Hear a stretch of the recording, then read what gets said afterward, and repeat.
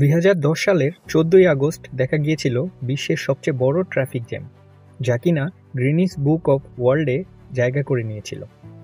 বিশ্বের দীর্ঘতম এই ট্রাফিক জ্যাম চীনের রাজধানী বেইজিংয়ে সংঘটিত হয়েছিল।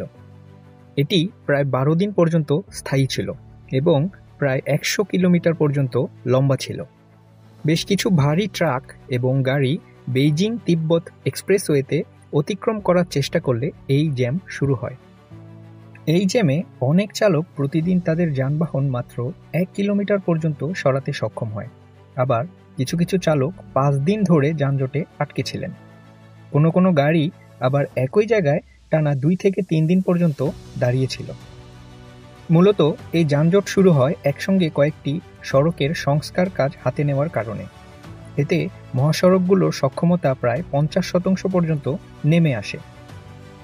এছাড়া সড়ক সংস্কারের কাজে মালবাহী ট্রাকের আনাগোনা তো ছিলই, আর যার দরুন সৃষ্টি হয় এই তীব্র যানজটের। দীর্ঘ এই যানজটের মধ্যেই ৩০টি শিশুর জন্ম হয়েছিল। এছাড়া প্রায় ১৮ জনের মৃত্যু, ৯টি খুন এবং ২৫০টিরও বেশি ছিনতাইয়ের ঘটনা ঘটেছিল।